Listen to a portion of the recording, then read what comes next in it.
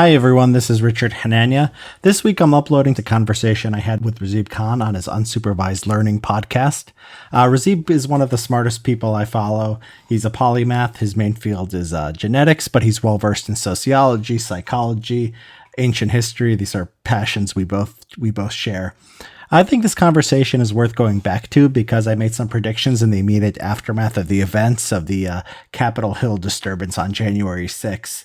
And 1 month later, I think it's good to look back on them. It's good for people to listen. If they haven't listened, it's not just, there are lessons there that I think that are not just about the moment, but apply to American politics more broadly. So I made a few predictions at the time. I did not think, first of all, that the Republicans would end up convicting Trump. It was almost like a 40% chance on the betting markets at the time. I've talked to a lot of people who were saying that it was going to happen, while I always said that it wasn't. The idea that I was working off of was that partisanship dominates all else in modern American politics over the last few decades. Maybe there can be bipartisan things, but not on the stuff that people are paying attention to, not on the most salient political issues, like whether you're going to vote to convict a president. So recently, 45 Republicans voted to express their view that you cannot convict a president after he's out of office. You should be skeptical of this legal argument. Like a lot of constitutional arguments, it was conveniently discovered at a time when it was politically useful and adopted by the people who don't want to convict Trump anyway. But Republicans are by and large going to go along with it. That allows them to vote against impeachment, not anger their base, while also at the same time not having to defend Trump on the substance of the allegations. Now, the second prediction I made was that the Capitol Hill events would be a sort of high points of political violence and instability in this country. Razib had me on originally to discuss whether the events had changed my mind about the likelihood of a second civil war. I told him not really, that Trump was a unique individual and that he was an accelerant, provoking both sides to become sort of the worst versions of themselves. You saw Democrats being more likely to apologize for Antifa, more likely to apologize for violent riots, and you saw Republicans just willing to follow Trump off a cliff on just about any issue. Biden has been in office for a few weeks. It's too early to say anything with certainty. I still feel comfortable saying I don't think QAnon is going to be a major influence in our politics in the future. Right now, the debate in Washington is the size of the coronavirus relief bill. This is normal stuff that Republicans and Democrats have debated for decades and decades. And, the debate is not whether masks work or whether Venezuela controls the American voting machines. So there's going to be tensions. There's going to be other issues. But I think having Trump as president was just a unique force. And I don't think you can take it to the bank, or you can be certain that a smarter or a different Trump is going to come along. I think we saw Josh Hawley try to appeal to the same instincts and a lot of the same base and the same ideas that Trump does, and he just can't do it. Trump, the connection that he has with people, his unique charisma, make him an unusual figure in American politics. And now that he's not so much part of our lives anymore, a lot of the pathologies associated with Trump might pass away with him. So these two threads, the partisanship as fundamental to our system, the unlikelihood of major discontinuities in the form of wide-scale violence, I feel pretty good about both these predictions, and I think it's worth going back to and just thinking about and using the sort of the framework that I present to understand American politics into the future. I should, I guess, also just emphasize that a stable system isn't necessarily one we should necessarily be happy about. There's a lot of problems that we don't seem particularly inclined to solve, but that's a different issue. I think that a lot of the problems people think we have aren't the real problems that we have. I think the overreaction to the events of January 6th might actually end up having more long-term damage than the events themselves, as such was the case of 9/11, where a security theater, we started wars. We made really bad decisions, and I don't think we're going to do anything as extreme after the Capitol Hill riots, but the overreaction is something we should always be on guard against. So on those notes, I give you my conversation with Razib Khan.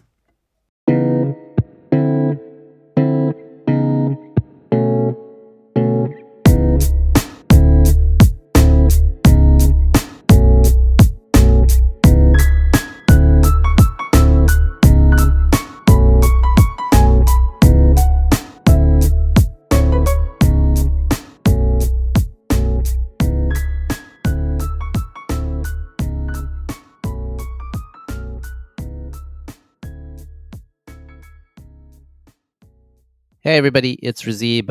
I am here with my friend, Dr. Richard Hanania. Can you introduce yourself, Richard? Yeah, sure. I am the president and founder of the Center for Study of Partisanship and Ideology. We research social psychology, political science, underexplored topics in the social sciences. I'm also a research fellow at Defense Priorities, where I write about American foreign policy. That's about it now. So, Richard, I've talked to you before. We know each other online and whatnot.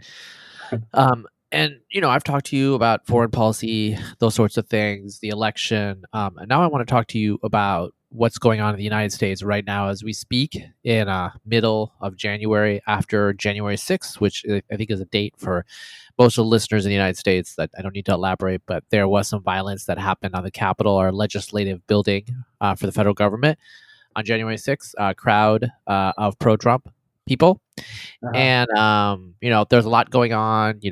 Lynn Cheney just came out saying that she's going to, vote to impeach. She's number 3 among the Republicans.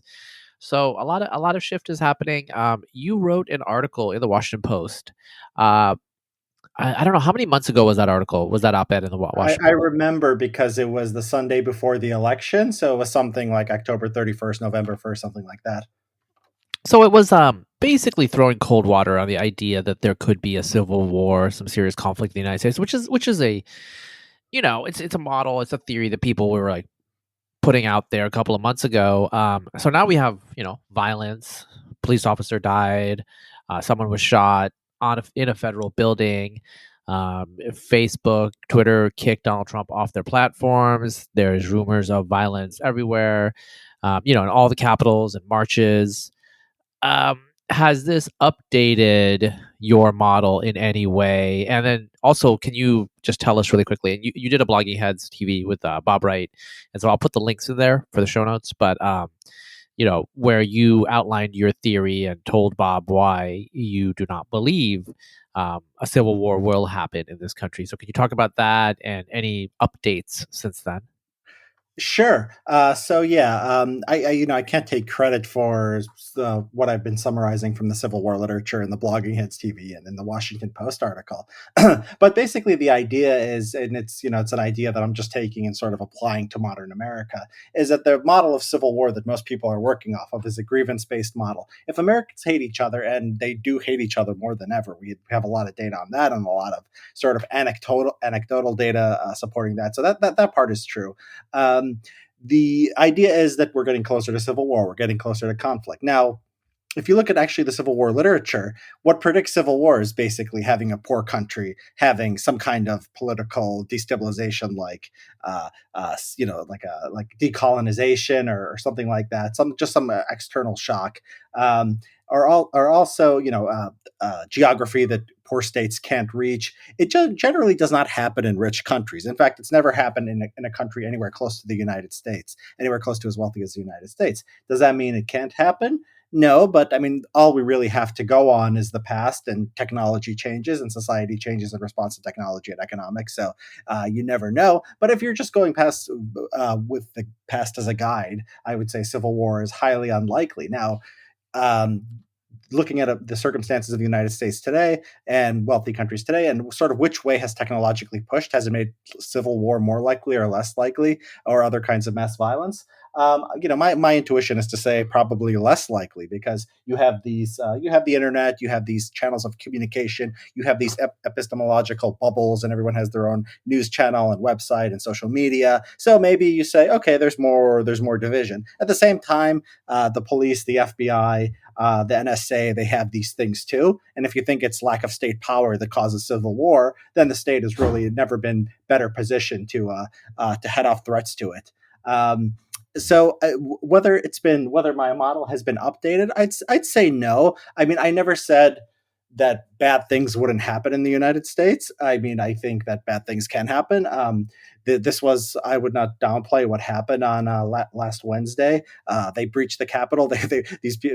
Five people died. 3 Trump supporters died of their own health problems. One of them was shot by a Capitol Hill police officer, and one Capitol Hill police officer was beaten to death. It's obviously terrible. There's videos of these people going around chanting, "Where's Mike Pence? Where's Nancy?" I don't think they were looking for them to have a nice conversation with them. So it was a pretty big deal and a pretty awful thing. But civil war is something else. So civil war is something where, depending on the definition used, usually it's generally 1,000 people die a year in armed conflict, and I don't see that happening. I mean, the worst case scenario. I've updated my priors a little bit, I'd say, on like political instability, whether we can just have a coup. I mean, we could have a coup. A coup is not a civil war, and I think if we did have a coup, it wouldn't end in civil war because one side would just have the government, and that would be it. So it's updated my priors on that a little bit. People say that if there was a smarter Trump, maybe he could have pulled this off. I think that's probably true, but I don't think you can bank on a smarter Trump ever coming along. I think he was sort of a unique character. The sort of connection he had with the Republic, he still has with the Republican base, the sort of way he's mind melded with them, and then combined with his personal traits of just not caring about morality in any way. That's a unique individual, and like you could say, well, take that individual, but make him a little smarter, and maybe things work out differently. Well, you never know if you're going to get that. That could be like a unicorn.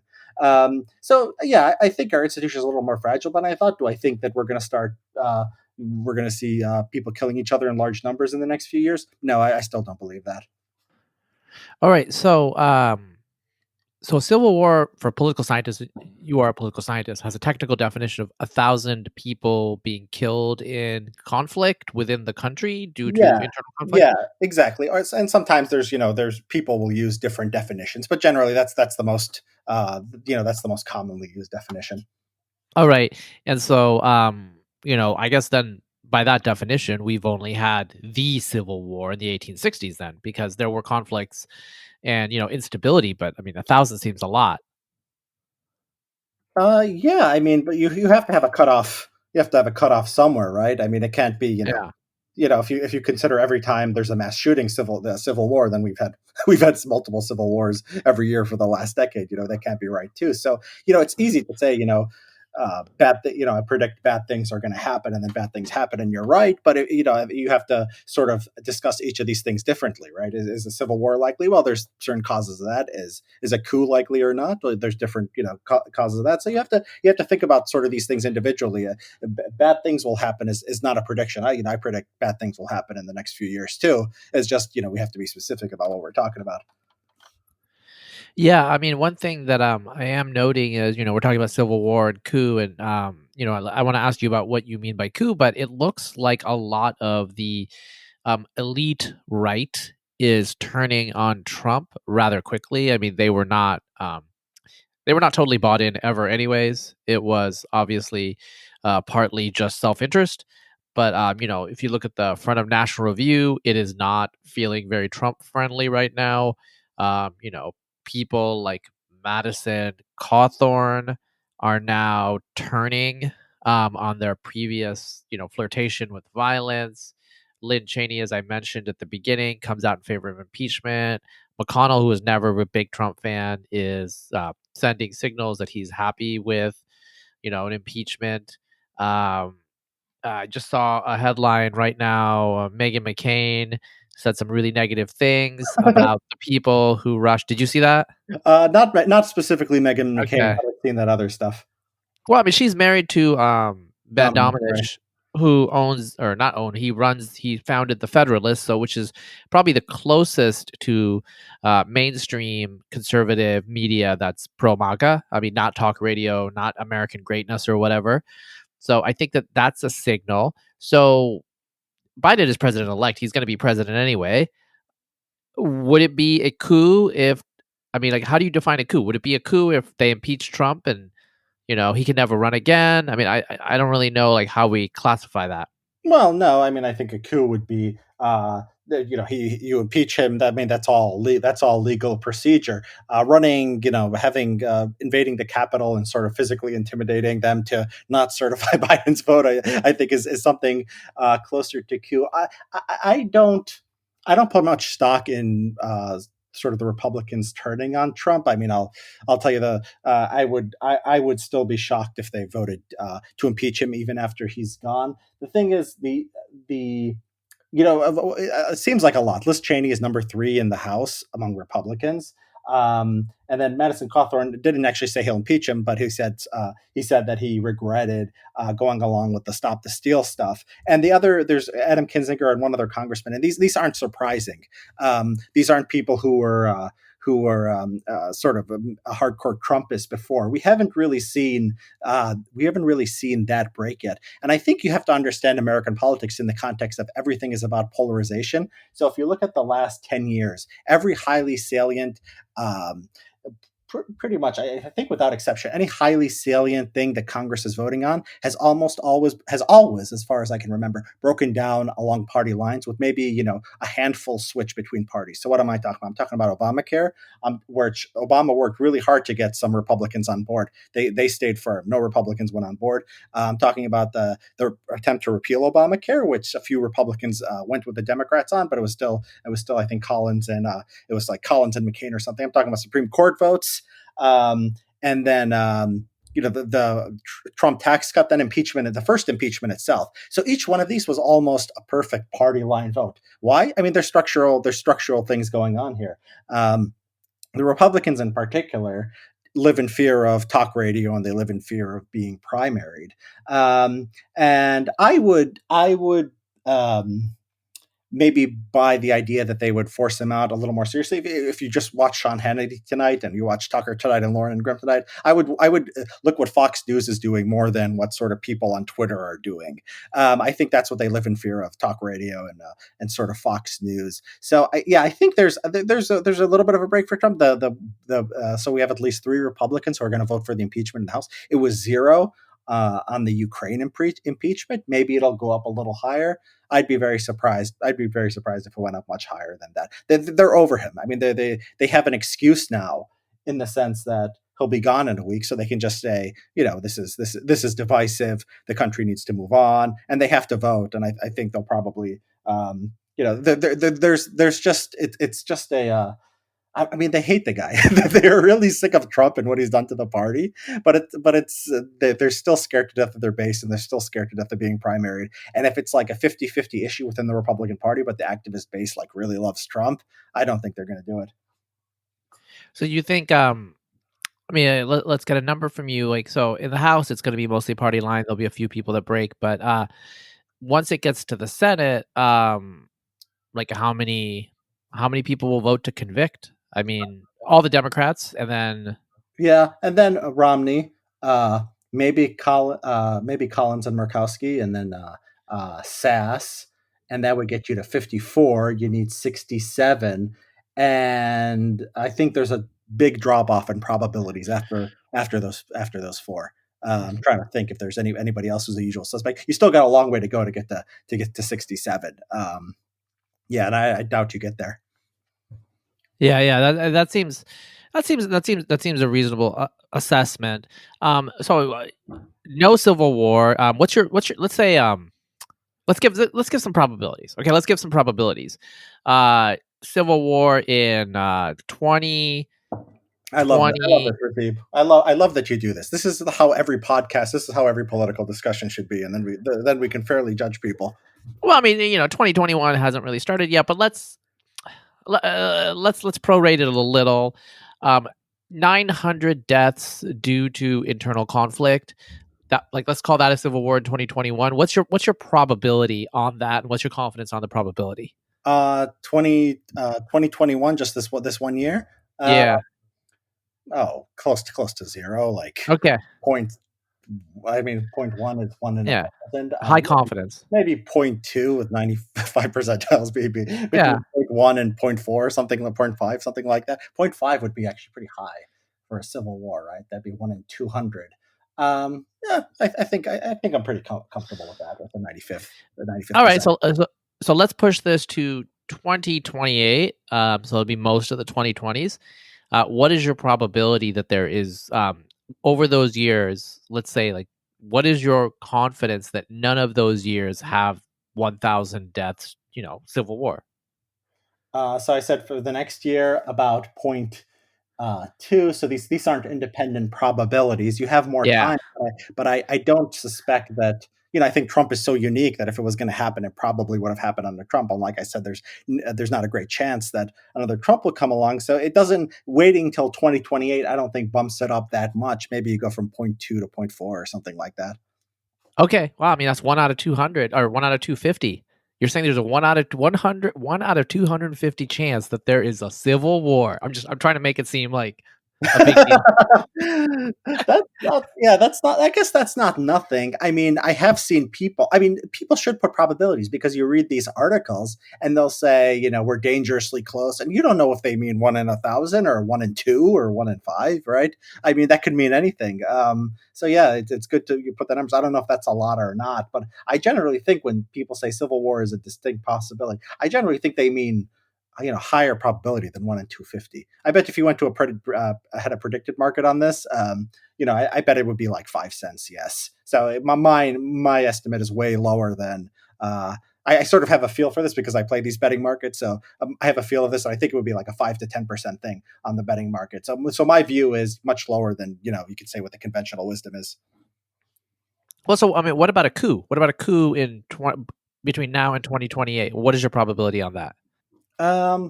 Maybe. Okay. So I guess we have to. We have an easy definition for civil war, and I guess a coup would be some kind of forcible removal. So I think something like that. You just look at it and you say, okay, that's sort of outside the bounds of sort of legal. Now, look, if MAGA marched to Capitol Hill and they just sort of physically intimidated, like just sort of it'd be shame if you don't go along with this, and then they threw out the votes, and then they crowned Trump, president for life, or president for the next 4 years. President for life would be an easy case. Is that a coup or not? Well, that's sort of a borderline case.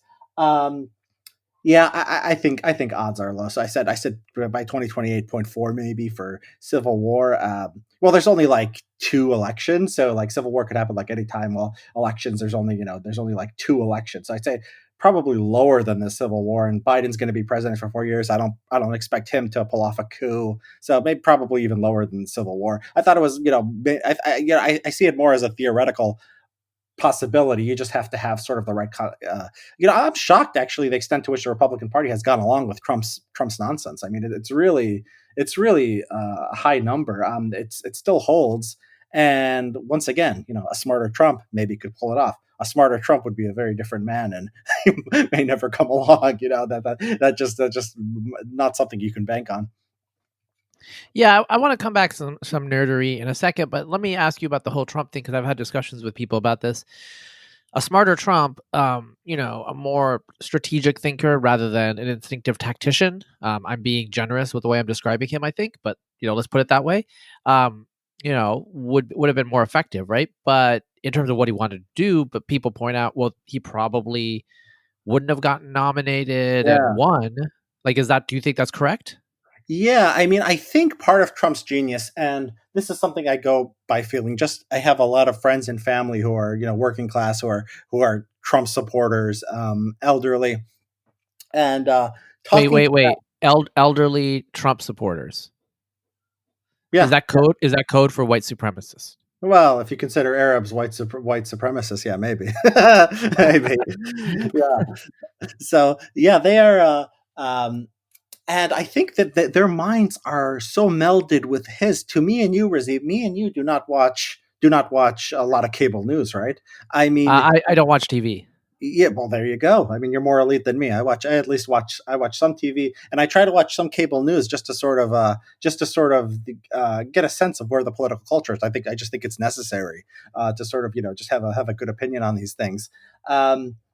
And Trump is mind melded with them because he's watching TV all day. Now, even these people that I know probably don't watch as much TV as Trump, but they're watching, a couple hours of Fox News a night, and his brain is sort of going in the same places and thinking about the same things that where his brain is. A smarter Trump wouldn't be able to do that. Smarter Trump would have to sit there studying talk radio and studying Sean Hannity and seeing how to appeal to them. And human beings have evolved, and I'm sure you know this. If there's one thing they evolved to do is to sort of read other people well. And someone like Josh Hawley comes along, you say, oh, maybe that's a smart Trump. It's funny. Somebody wrote in Newsweek, they're like, watch out for this guy. This is Trump without the stupidity and the open racism. And I'm like, that's what made Trump successful. Like Trump minus the stupidity and open racism is not Trump. And like, he's not as successful. So you can tell, like that connection is not there. Howley can talk about bringing jobs back from China. He can talk about immigration. He can talk about elites, and he can talk about people are out of touch. And that doesn't give you the connection. It's not simply that. So yeah, Trump is a unique figure, and it might get very boring after him because people are discounting the possibility that it just goes back to normal. There's Biden, there's Kamala, there's Nikki Haley and Ted Cruz coming down the line. Unless it's Trump himself, I don't really see a smart Trump, sort of waiting in the wings.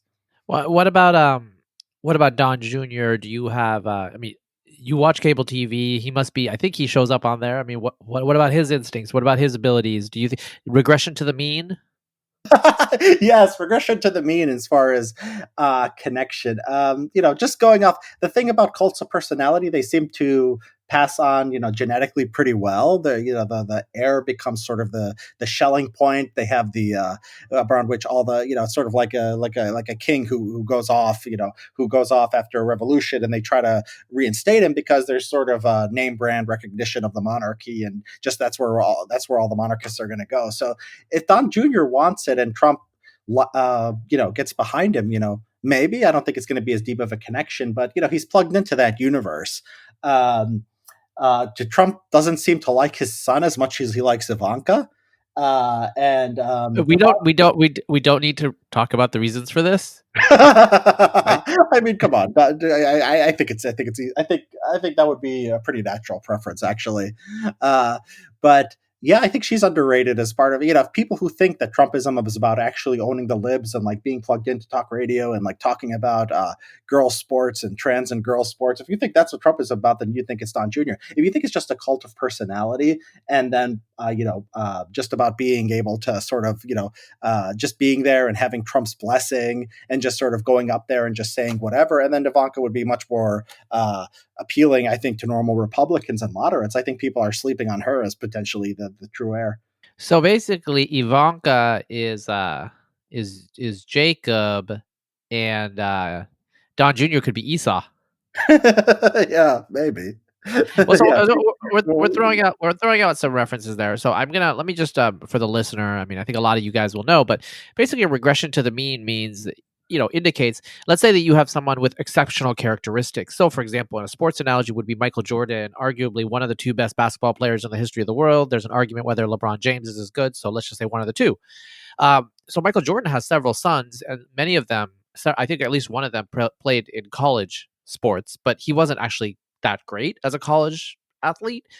But he was still a college basketball player, which is still considerably better than 99.999% of people who play basketball, right?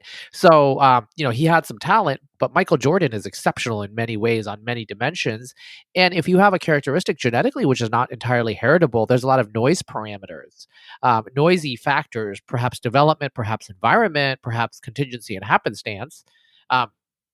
That lead to Michael Jordan being who he, is, like why, exceptional in all these metrics. Well, the genetic part is heritable. It's going to go to his son. So they're tall, they're probably pretty muscular, they're pretty athletic. There's a lot of people like that. But Michael Jordan has a lot of special things, and some of those might just be random, and they're not going to transmit to the offspring, right? So you have these cases with exceptional individuals who do not have offspring who are nearly as exceptional, even if the offspring are okay. So Michael Jordan's sons are okay. Like they're much more athletic than the typical person, but they're no Michael Jordan, who's, you know, a, he's one of the best basketball players in the history of the world, right? And so that's what I'm saying is, if Donald Trump has these exceptional tactical, instinctive characteristics of connecting to the MAGA people, this doesn't seem like it's necessarily going to be a very heritable characteristic. It could be due to various things in his life and in his experience combined with his personality. And so that's why I'm saying maybe it's regression to the mean, because Don Jr. on paper is actually a much more MAGA person. He's much more conventionally conservative. But, there's a whole biographical stuff that you can look up about Don Jr. and how his dad doesn't always respect him, and so there's that issue. Can you talk, Richard, what a Schelling point is? So a Schelling point is just sort of a place where it's a place. How do I explain this? It's been I taught game theory at UCLA, but it's been a while. So a Schelling point is basically somewhere where everyone agrees. So you want to coordinate in some way, right? But you don't know. It's a coordination problem in that you don't know. So me and Razib say we lost our phones and we want to meet in New York City. And we're going to be in New York City, but we can't coordinate the exact place. Razib, where would you go? Uh, where would I go? Empire State Building. I'd go to Times Square. So close. We'd go somewhere in Manhattan, downtown. We'd go somewhere in Manhattan. But that's the idea. If he would have said Times Square too, you would have said yeah. So a Schelling point is basically somewhere where people can coordinate. It doesn't have. It's sort of like an unconscious process, right? So if you're a monarchist, you usually gather around the firstborn son of the king, and you try to have a counter revolution. So the idea is that Trump is sort of a cult of personality, and I think with Trump, what he was in 2016 was sort of a Schelling point for everyone who hated PC, and he was just swallowing up so much attention that he was there. And so if MAGA has if MAGA's going to go somewhere, and Trump is whatever for whatever reason he doesn't run again in 2024, which he still might. The idea is that an heir would be the most natural person for sort of MAGA to go, and then putting aside. I mean, that's assuming independent coordination. Putting aside the possibility that Trump just says, "Hey, this is my heir," which he would probably be more likely to do for one of his offspring than for some random congressman. So yeah, that's the idea. So I think if there is an heir to MAGA, it has to be literally another Trump. Otherwise, these are just different people fighting, and none of them has that sort of star power, that quality that just makes them stand out and makes everyone come to them and at the expense of everyone else. Well, so we're talking about dynasties here. So I'm a population geneticist. I have like kind of a cognitive toolkit. I have some experience. I have some heuristics that I use to interpret, the world. And so I like to ask you, as a political scientist, these sorts of questions. Just for the listener, just give you some context why I asked you these sorts of random questions, because for you they're not as random. Dynasties. Like, what do we know about political dynasties in democratic societies? Like, we have had a few, but not nearly as many as, say, India and some other countries. Yeah, I mean, politics is one of those things where people debate how much talent and connections matter in various things. I think that politics is one place where clearly connections matter a lot more than anywhere else. So you do, the probably the best predictor of being a president or being congressman is having a father who was. We don't have dynasties in the same way that they do in India, for example, where they just sort of go on forever.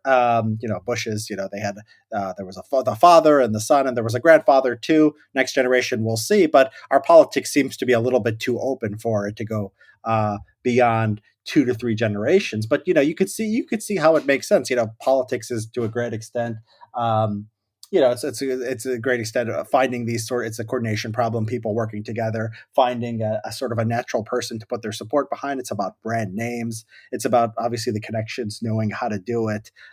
So yeah, political dynasties are common in democracies, but not as much as some other places. I'd say the U.S. I don't know that much about like somewhere like France, but a sort of a more elite system where my understanding is that the French leaders are selected among an academic elite. You have people like Le Pen, are sort of outside of that. My understanding is that in a lot of European countries, it's not as easy. They're even less likely to be dynasties than the United States. But yeah, I mean, we could be. I mean, the thing about the Trump movement is it's something new. I mean, I do believe it's not just the natural culmination of sort of the Tea Party or what the right's been doing for the last 30 years. I think he's brought a lot of people into politics that weren't there before. I think the Tea Party, for example, 10 years ago was a lot of people who were already Republican activists who had conservative views, who were just sort of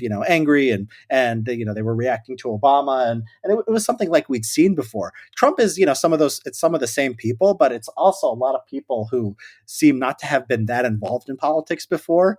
That's why he's actually pretty good for Republican Republican turnout. Democrats had this idea that if they just got turnout high enough, they would just sweep elections forever, and they were freaking out over Texas in the last election because the turnout was so high they could just see from the early voting. They said we have a real chance here. Well, it turned out Trump is really populist in the sense that a lot of people like him who aren't normally involved in politics. While Tea Party was just a lot of high propensity voters becoming involved, and then this sort of the same thing we've always seen with the GOP. So because Trumpism is something new, I think the dynasty model sort of makes sense for understanding it in a way that it doesn't for something else. Like if it's an ideological movement, you think there's an ideological heir. If it's just a cult of personality, then you wouldn't expect an ideological heir because there is some ideology sort of to Trump.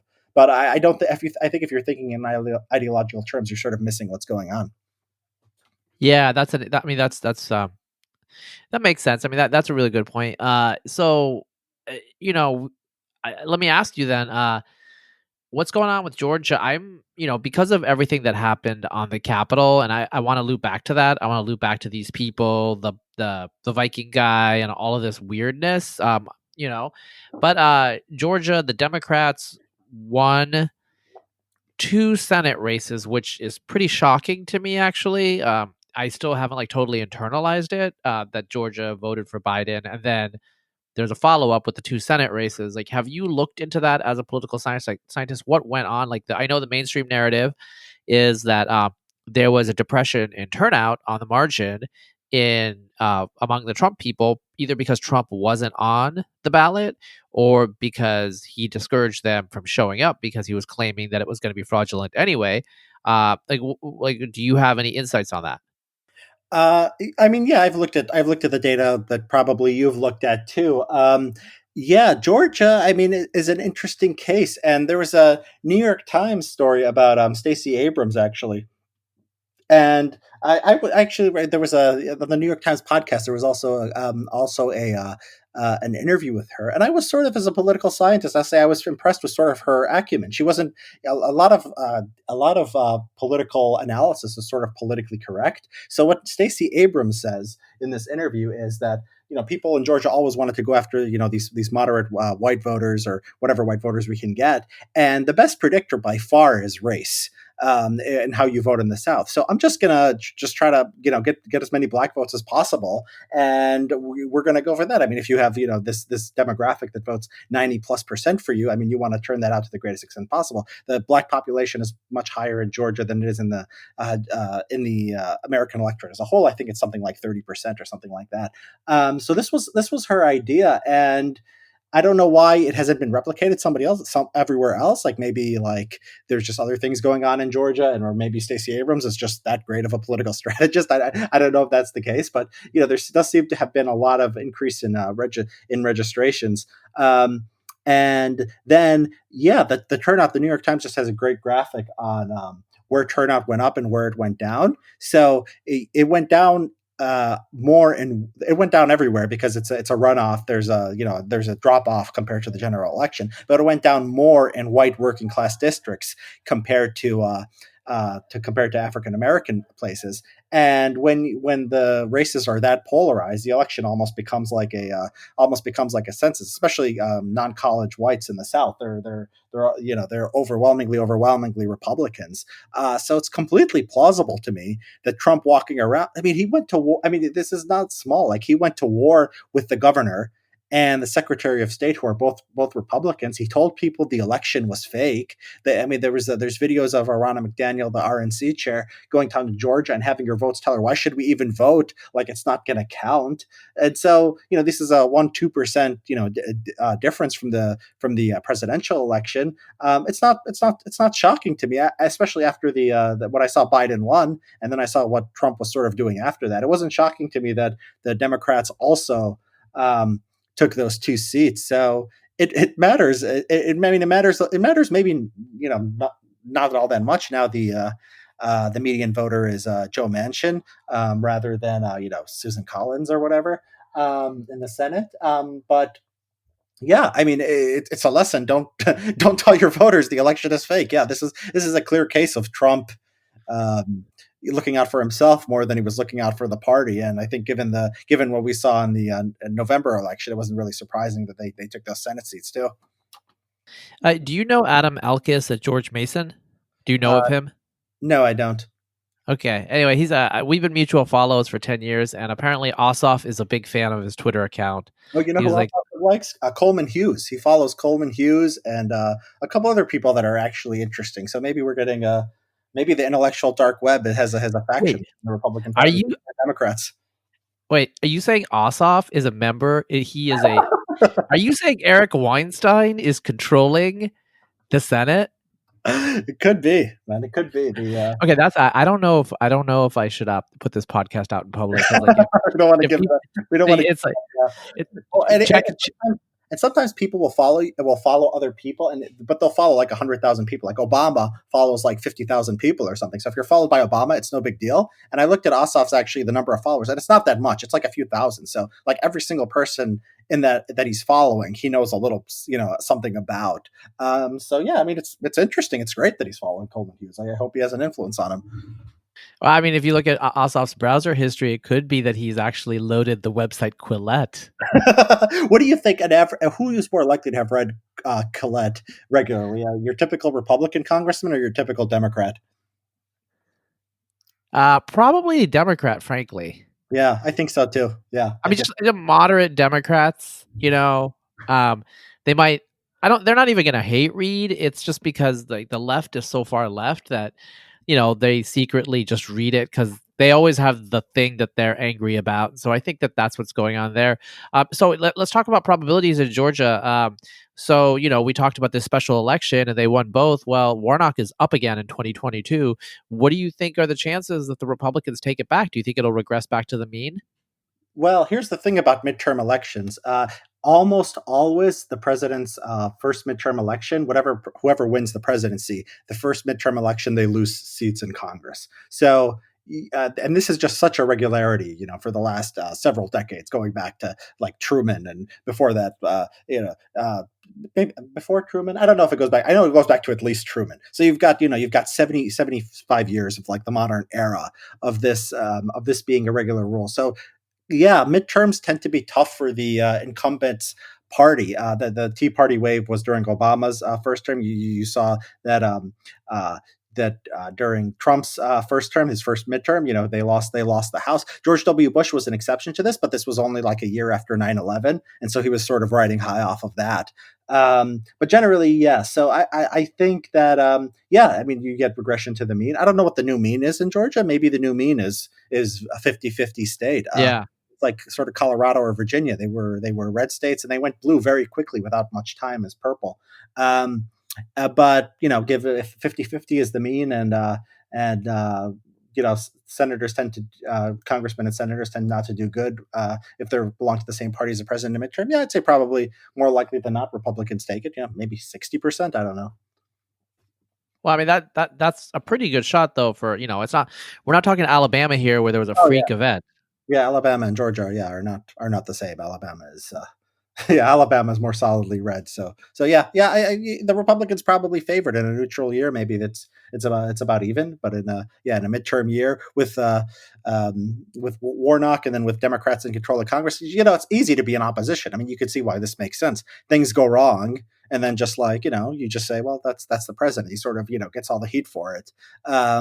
And so you can see why this would happen. So yeah, more likely than not, it would probably go back. I think the Senate map I think is relatively good for. I have to look at the Senate map for 2022. The map matters so much; it matters a lot more than it used to. Individual candidates and their qualities don't seem to matter as much as partisanship anymore. So, if you look at the layout of the map, you'll get a better idea than probably looking at the individual candidates. Who the Republicans nominate, I mean, Georgia too matters. I mean, they could be going at a civil war for themselves. They have the Kemp, the governor is going to be basically the target number one of the MAGA people. And, who knows how that shakes out. So, yeah, there'll be a lot interesting to watch.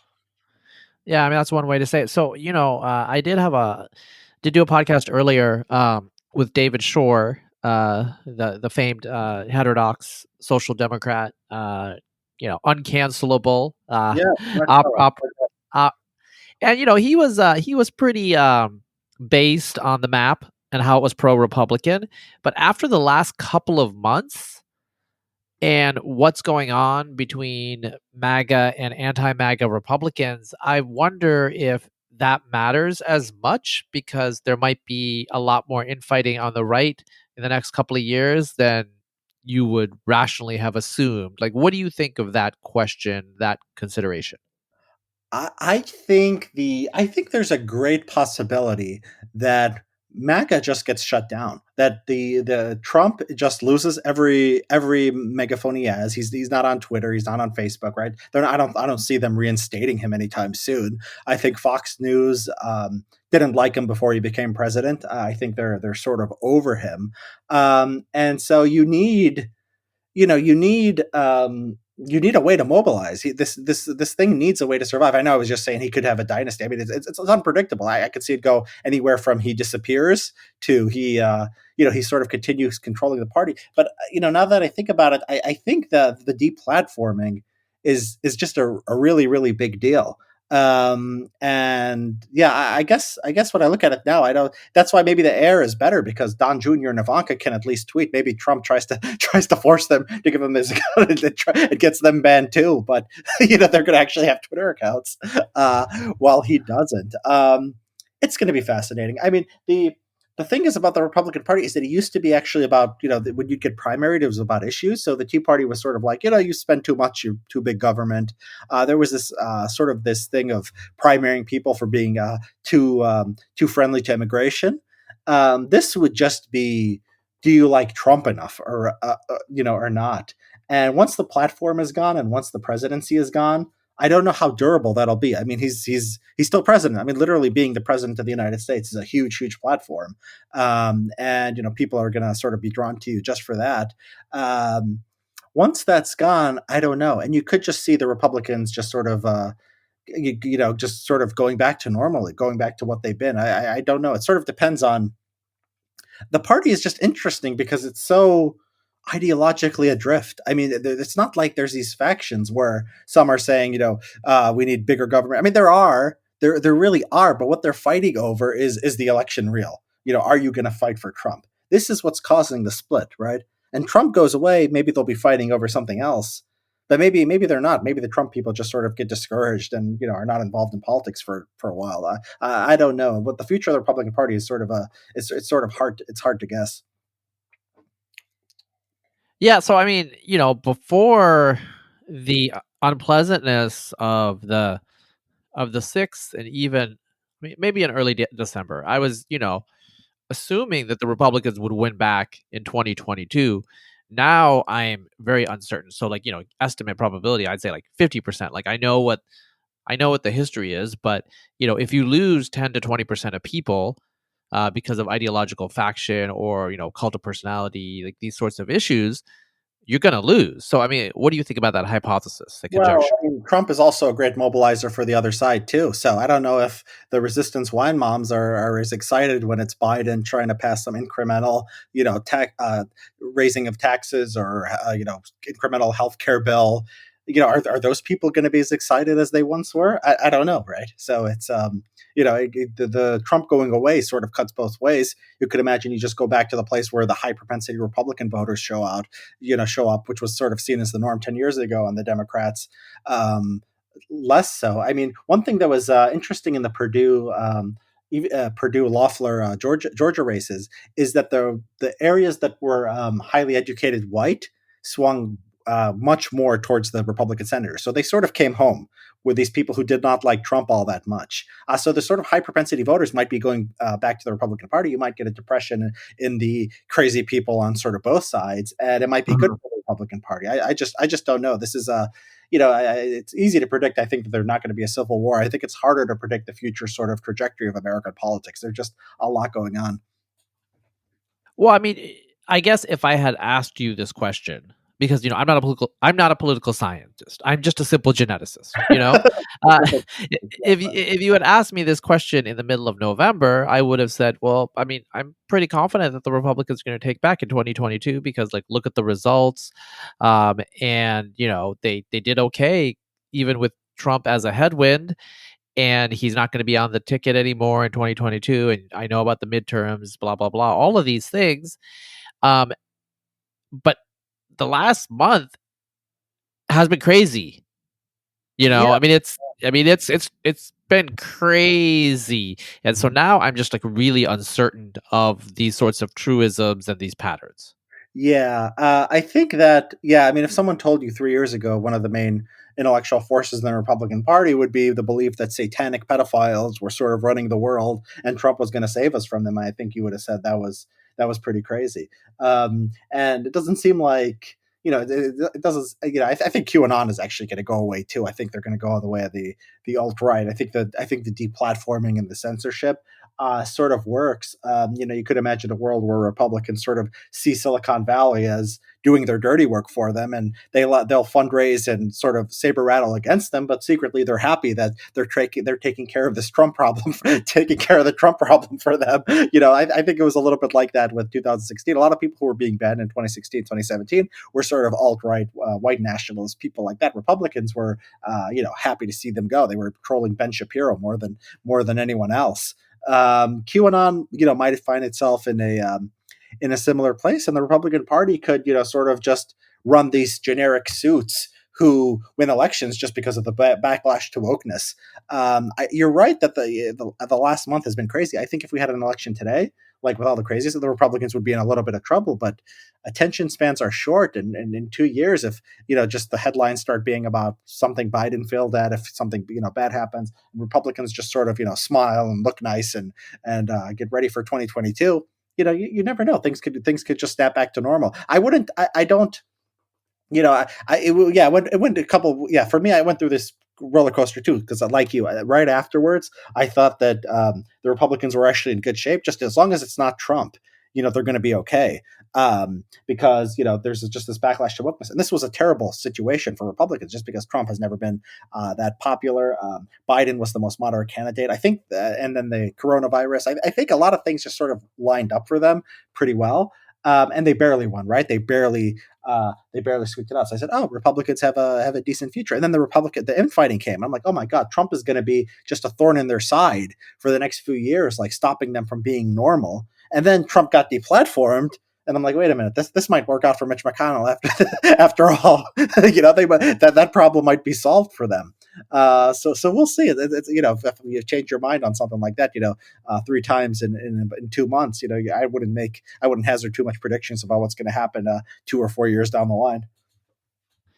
Yeah, I wouldn't either. I just want to be concrete in that it seemed like a return to normalcy in a way was feasible in November, but I think it's more feasible. I think Trump is uniquely important. I just think that he's just such a singular figure, and I think if he just goes away, I mean, I think the odds of going back to normality are much. I'm not one of these people who believes in deeper forces. I mean, they exist, but often it's just a really unique politician is there and he's doing some stuff, and if he's gone, the craziness that's sort of associated with him goes with him. okay. So the craziness that goes with it, is associated with him, goes with him. So a lot of the people, like some of the people who rushed the Capitol, were normal upper middle class retiree types, which is pretty bizarre. But Yeah. then you had like the Viking guy, you had the guy, the son of the judge in New York, you had Baked Alaska. You had a lot of random weirdos. So do these weirdos just kind of disappear, or are they here to stay? Yeah, I mean, people, it's like different parts of the population become mobilized at different times in history, depending on sort of, so there was a lot of people who were, maybe a sort of white nationalists or inclined in that direction, who, when they saw Trump in 2016, it really galvanized them because there was somebody saying some stuff that was, foregrounding the immigration issue, talking about stuff they cared about. And Antifa, where were they? 5 years ago, they were probably just broke college students. They were doing Occupy. They were doing Occupy Wall Street before that. Ross Perot brought out a lot of voters that just some people just didn't like either party. And this guy sort of talked like a businessman. He was sort of a proto Trump, and those people were low propensity voters that happened to turn out for Ross Perot.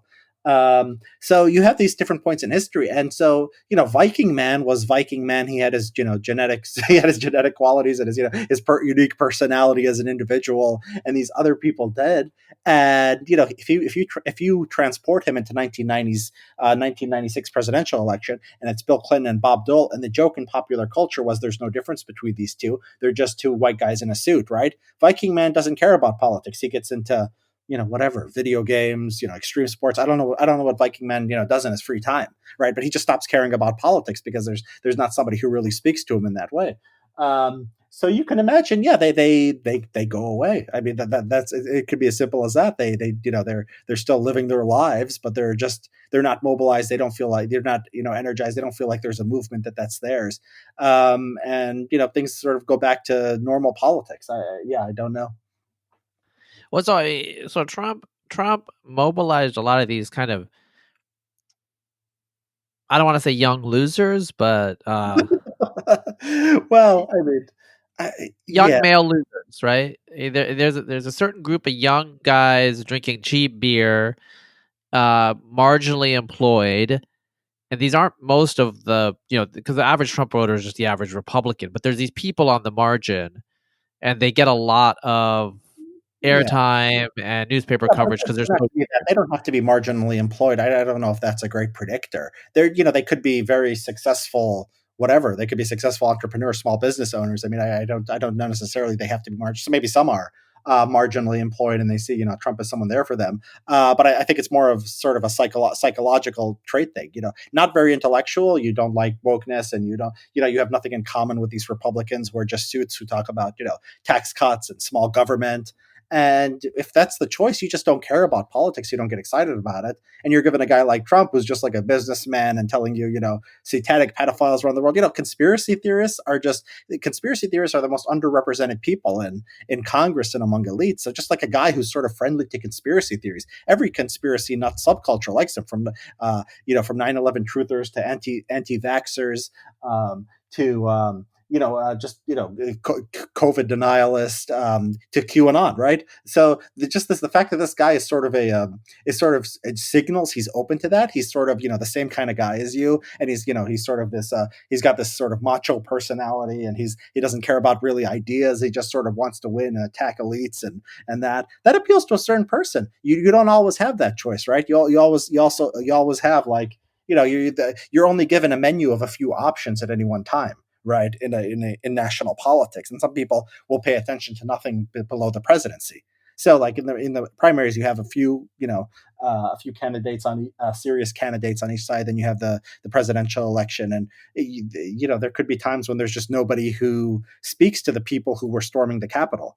That's possible, right? He goes away, and maybe they stay as Republicans. Maybe they get into it. I think a lot of those people sort of love the entertainment value, and I think without Trump, it just sort of gets boring. You can listen to James Jordan and Matt Gaetz talking about Hunter Biden's emails. It's just not as fun as Trump calling Rosie O'Donnell a fat pig. Right? I mean, people's tastes vary a lot, and to say this is like it sounds a little bit insulting or condescending, but a lot of people like trashy reality TV. A lot of people like Jerry Springer. A lot of people are drawn to this stuff. I don't think we can deny this.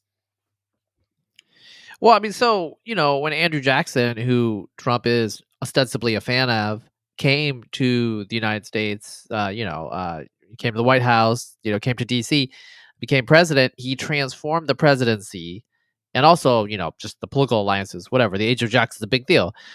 But talking to you, it sounds like you're saying Trump could be a flash in the pan. We heard after the election about a realignment, working class Republican versus professional managerial class Democrats, perhaps some erosion among young Latinos, especially men, Latinx men, moving into the Republican camp.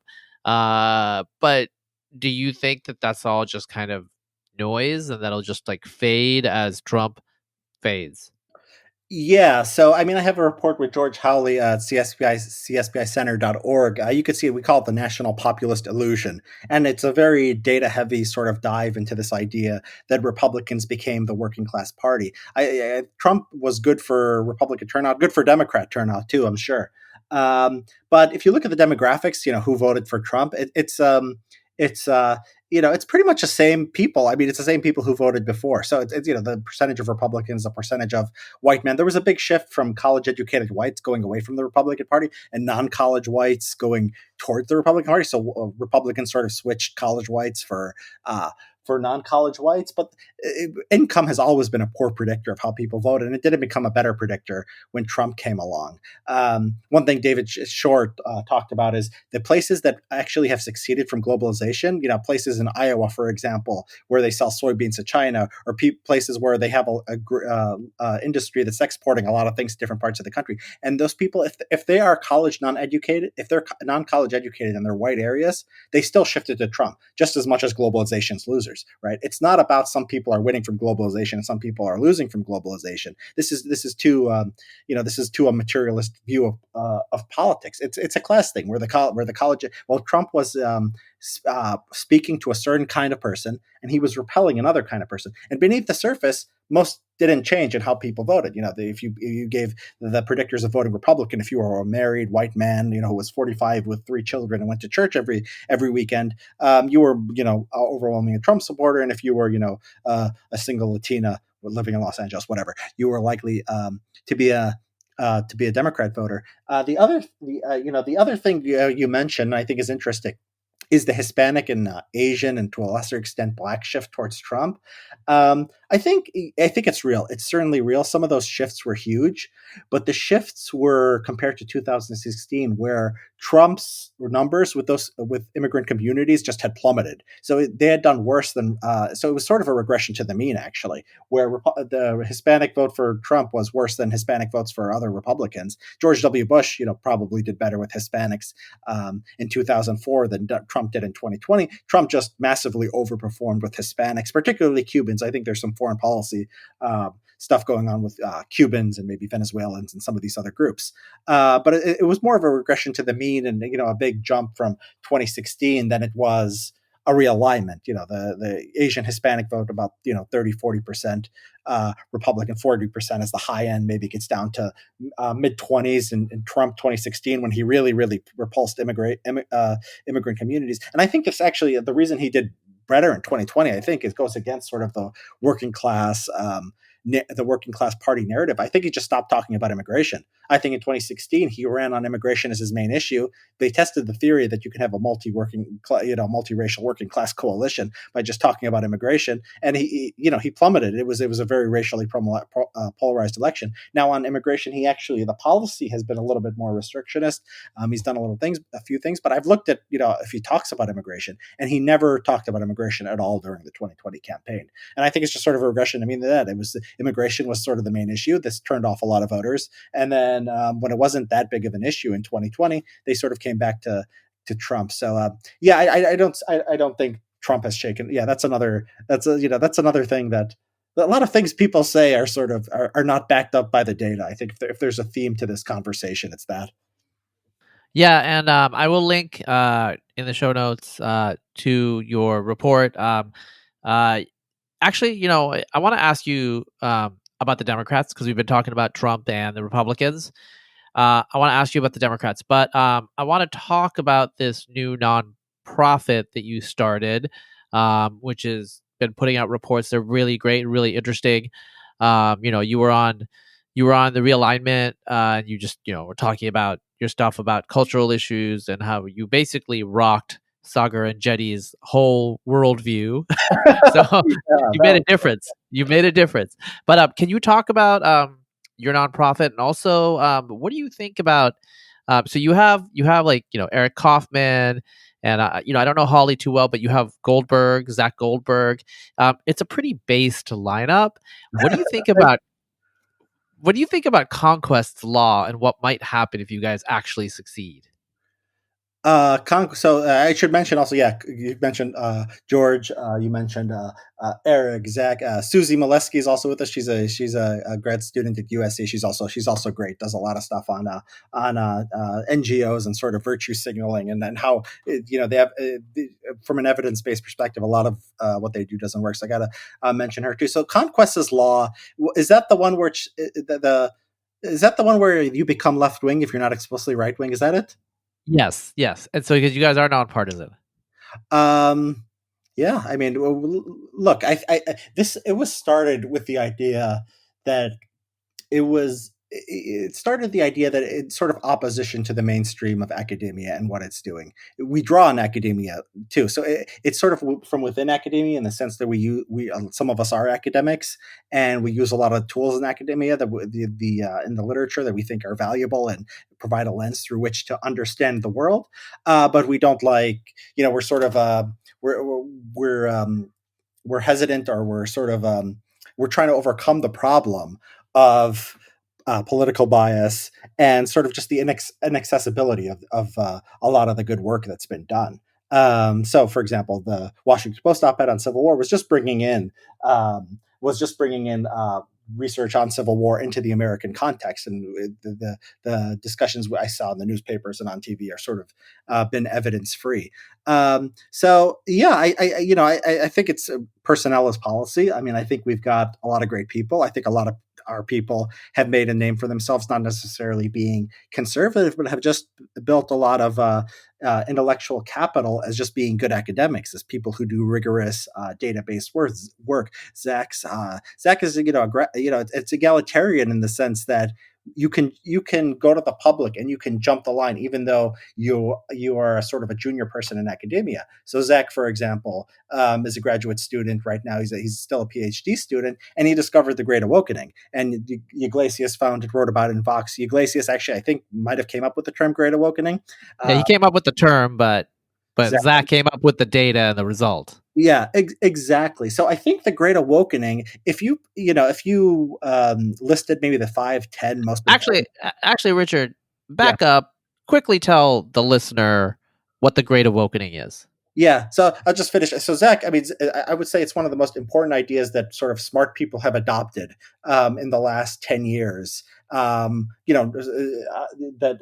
regarding sort of where our culture has gone, it's become sort of conventional wisdom now. And the Great Awakening is the idea that basically there was a radical shift to the left among mainstream liberal institutions. Name the Democratic Party, but mainly the press. I shouldn't call them a democratic institution, but just say like mainstream liberal institutions towards far left views on race, gender, sexual orientation. So if you go back to the New York Times, and it's backed up in data among white Democrats too, right? So it's sort of a top-down phenomenon where you started at the elite level. So if you go back to the New York Times and you look at the words that they use, the Washington Post, the other major papers, you see a huge takeoff around 2010, 2011 in words like systematic racism, right? And like the words, phrases like white privilege, LGBTQ. I don't know about that one specifically, actually, but just ideas like this, anything having to do with that, sexism, patriarchy, stuff like that. And you can look at the graphs; they're actually beautiful. It just takes off. And then you look at you look at opinion among white Democrats, and it moves on these issues. So 12 years ago, a lot of white Democrats were anti-immigration. They wanted less immigration. Obama, I'm reading Obama's memoirs, and it's fascinating how much of his time and mental energy was spent on walking on eggshells on these racial issues, because there was the idea if you went just a little bit sort of outside the mainstream, there would be this huge backlash even among Republican Democrats. It'd be widespread among American society. Well, Republicans haven't changed that much on these issues in the last 10 years, but Democrats have. And so now it's more evenly divided on, a question like reparations can be even discussed seriously or advocated by presidential candidates. That would have been unthinkable even in the Democratic primary 5 or 10 years ago. Somebody actually did a study of how often in the Democratic debates, just 2016 versus 2020, they mentioned words like black and white and this and that. And, it just goes through the roof, just the last 4 years. So the Democratic Party is sort of a lagging indicator. People blame the Democrats, and they sort of direct their energy at sort of Democratic politicians. I think that's a little bit of a mistake. I think it's a lagging indicator. I think the first thing, that happened, and Zach has demonstrated this in an article he wrote in Tablet, sort of laid down the chronology, in that it starts in the New York Times. It's just literally the New York Times. I mean, it probably starts in academia. I mean, these ideas were there first. And so it's top down. So it's the New York Times, it's the other prestige media. And then it's Democratic politicians. And along with the politicians, the Democratic voter, white Democrats. And then with that, you see sort of the Democratic Party going woke. And I think that was lagging. That was, Obama didn't even support gay marriage, I think, until, gay marriage, I think, is a little bit different. So like around 2011, this was when the Great Awakening was taking off. And then you see like nobody in 2011 or 2012 was talking about, well, Obama, his second term, right? So so I think I'm right. So either 2013 or 2014, he started supporting gay marriage. So this was like 5 years after the Great Awakening started. And even then, nobody was talking about whiteness. To say whiteness would have been very strange for a politician. Yeah. So there's sort of a lagging indicator, and it was Zach who just with data and just clearly sort of the graphs are not ambiguous. You look at them, it's just a straight line going up around 2010 and 2011. And, I think people are understanding there was something revolutionary happening, and sort of what's been happening with the George Floyd protests and these other things. You've seen, corporations go woke. I think that's another just lagging indicator that people sort of mistake for causing all of this when it really didn't. Well, so, we were talking about Schelling points earlier, and I think the George Floyd incident, his death, his killing, I mean, that was a Schelling point, right? Yeah, I think so. I think that a lot of these, even like the more ambiguous cases would cause a lot of unrest in the inner cities. I think the video of this one was just so terrible um, that it really just hit people in a different way, whether it's actually an indication of greater problems with policing. That depends on your politics. Your politics determines what you think about that. But yeah, I think that's right. I think these issues, these concerns about race are always out there, and it sort of needs an event for there to be a spark.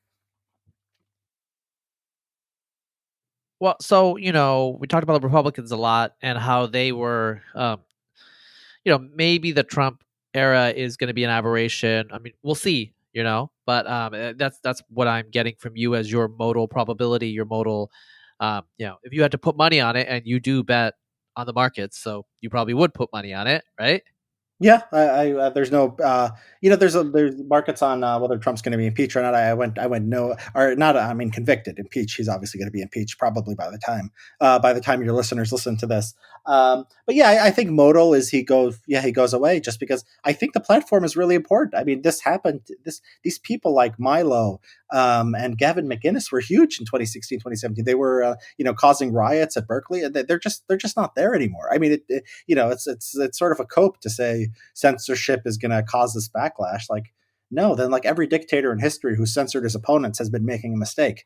I doubt that. It usually just works. And I think that, people were saying Trump was going to get banned from Twitter on January 20th anyway, just because, he probably violates the rules a lot.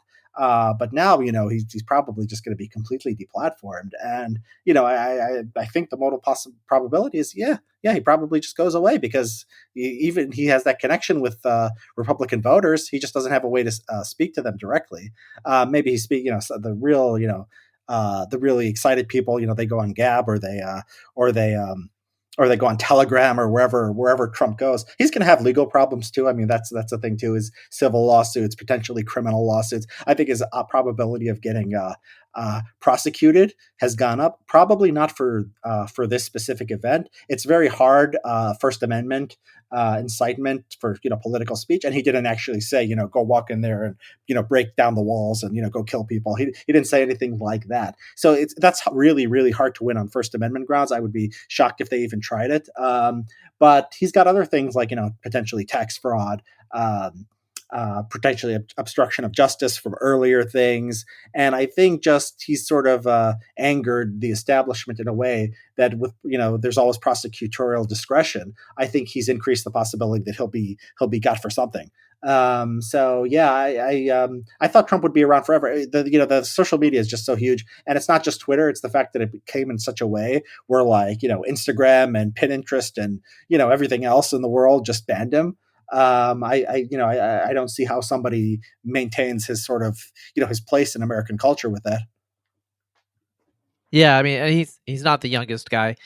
So let me ask you about the Democrats. You know, in conservative circles, I know there's an argument, there's a debate, and when I mean conservative circles, I'm on private signal groups and stuff like that, and there's arguments about whether Biden will usher in kind of a return to normalcy or a kind of mean, it's an exaggeration to call it a woke terror, but basically the cultural war that the woke have been waging against cultural conservatives, social conservatives on most issues, not all, but on most issues.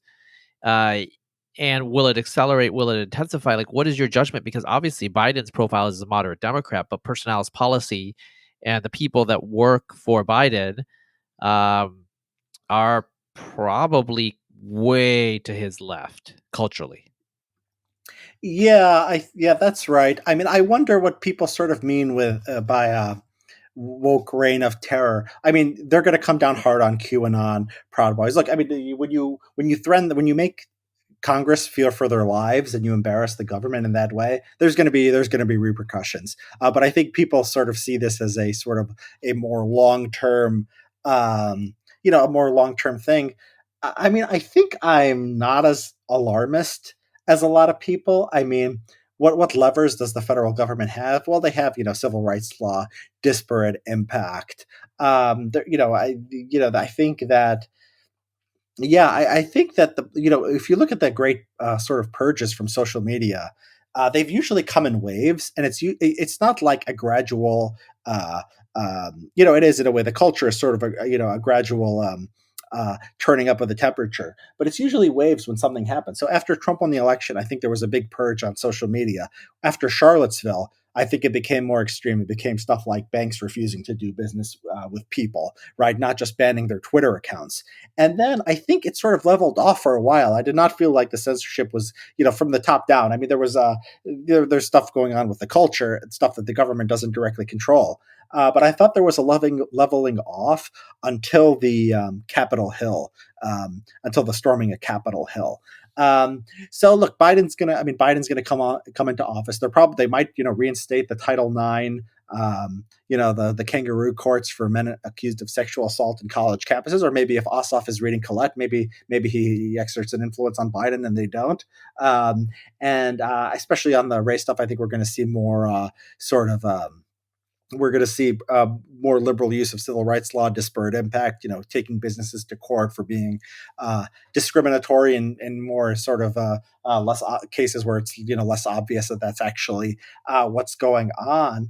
But I mean, beyond that, yeah, I think I'm on the side of more normal. I don't see anything that's going to be too radical of a break from the past. Well, I mean, you, sir, are the opposite of if it bleeds, it leads. Because I'm proposing these scenarios, and you're just saying, it's gonna be back to normal, right? Well, there was this incredible New York Times article the other day where they talked about Sean Hannity's show, and then in the headline was something like, Fox News prepares for a post-Trump world, and it was saying Hannity's show Friday night was about the Clintons, the Obamas, Madonna, and Kathy Griffin. Right? They said and they had this funny line. It could have been a rerun from 2014.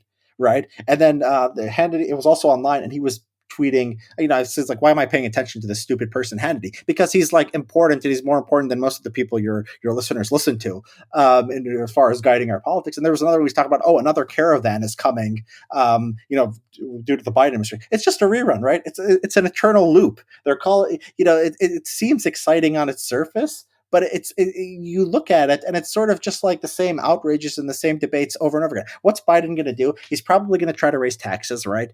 He's probably going to try to get more stimulus funding. He's going to probably try to incrementally increase healthcare, increase healthcare coverage. He's probably going to do stuff on immigration. This was the Obama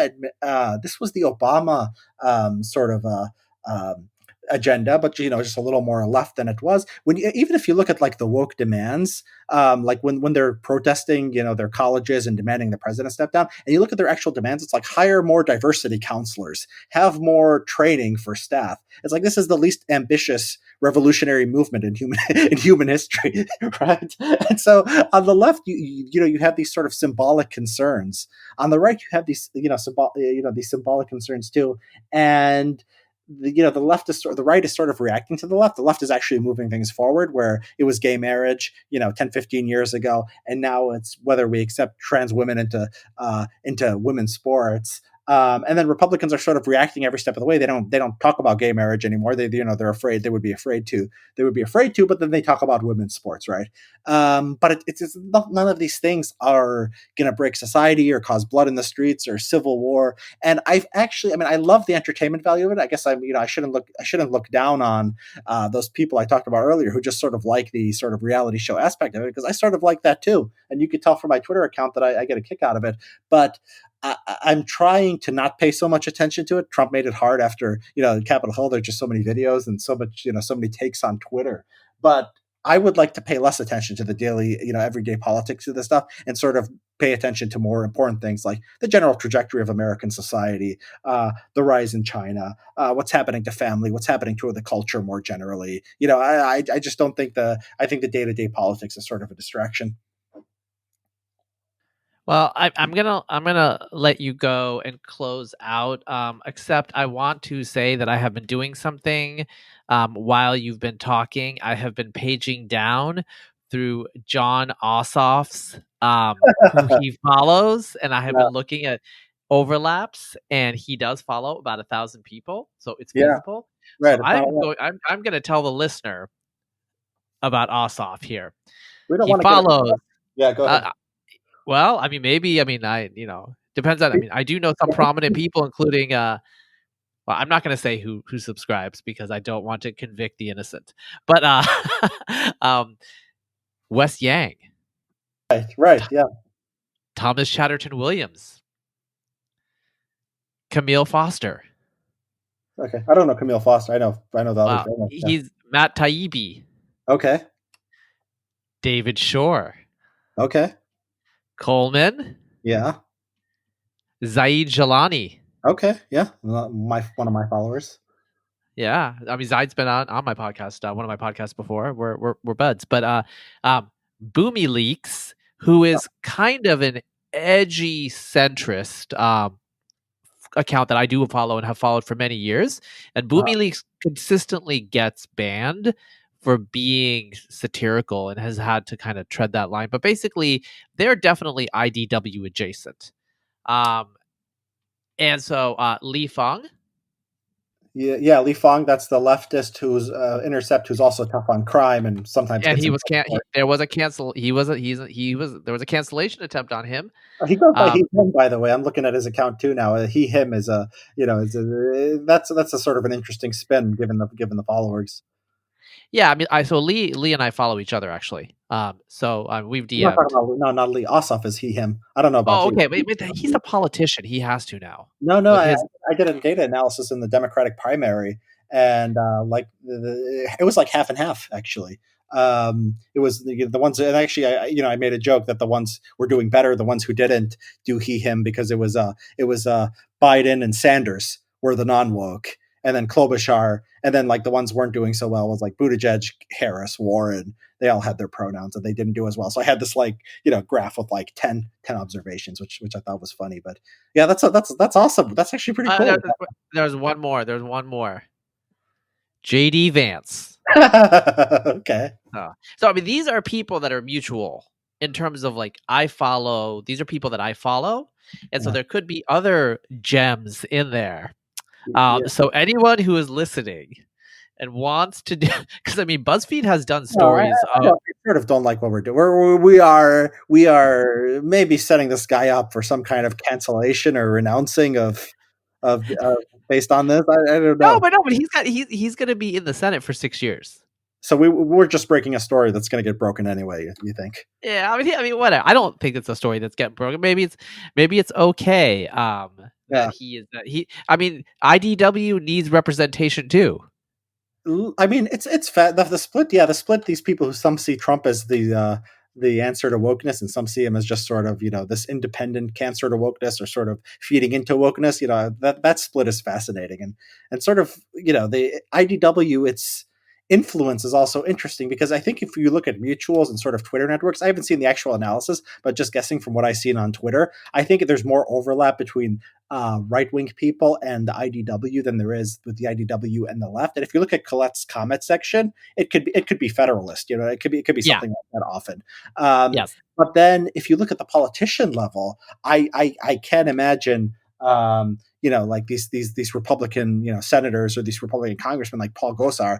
I can't imagine them, reading Colette. I can imagine the moderate Democrats more too. So sort of, their base, there is there is a market for, and this is a little bit what CSPI is doing. There's a market for smarter conservatism. I'm sorry, but a lot of the stuff out there, and Trump has unfortunately exacerbated this trend, is just not very smart, right? And you would hope that people, these smarter people like Coleman, like Wesley Yang, are influencing actual politicians. It's happening among Republicans, and conservative people generally. But at the top levels, it's sort of just this intellectual wasteland. It's sort of these con artists and these barking talk radio hosts and these Fox News anchors, and it's just terrible. So if you dislike wokeness and you're tempted to go in the Trumpist direction, but you also you don't like the left, I'd encourage thinking about how you're thinking intelligently about sort of where the opportunity lies and who you can realistically influence.